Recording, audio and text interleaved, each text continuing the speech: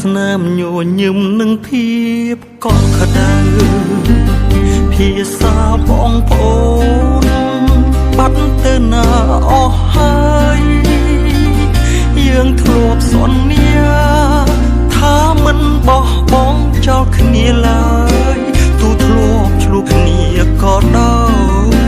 នៅតែជាបងប្អូនគ្នាចាំទេគ្រាមួយធ្លាប់គេងរួមគ្នាចាំទេចានមួយយើងធ្លាប់ញ៉ាំរួមគ្នាដៃដ៏ស្អត